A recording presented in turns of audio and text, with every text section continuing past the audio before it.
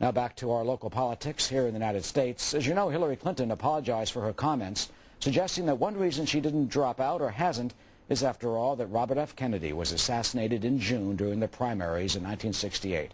That has sparked a media firestorm. Here's a sampling. The New York Daily News says Clinton has killed her own chances at being vice president. She doesn't deserve to be elected dog catcher.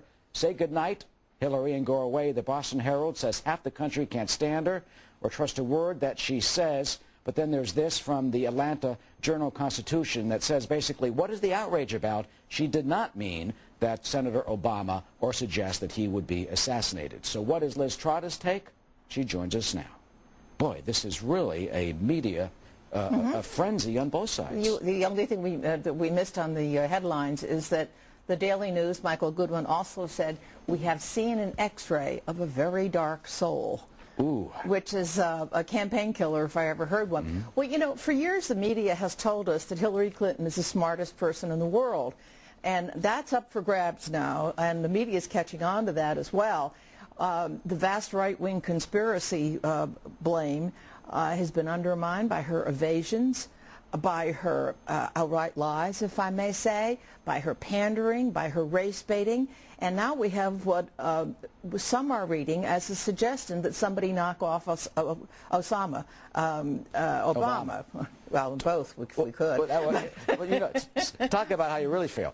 But do you really think that she didn't mean that she thinks that he's going to get assassinated, and she's apologized, and she's just using in a historical context? She's tone deaf because it's a radioactive word, and the whole question of the first black man becoming a candidate for a presidency of the United States has all kinds of overtones and all kinds of caveats that really have to be considered in this thing. And his security has been a real issue. He's had bodyguards earlier than anybody else. Surely this woman had to know that that was the third rail to say assassination.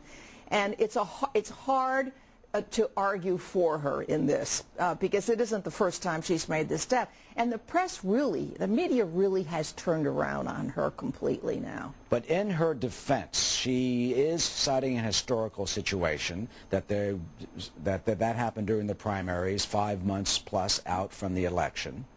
Well, yes, I'm not going to argue.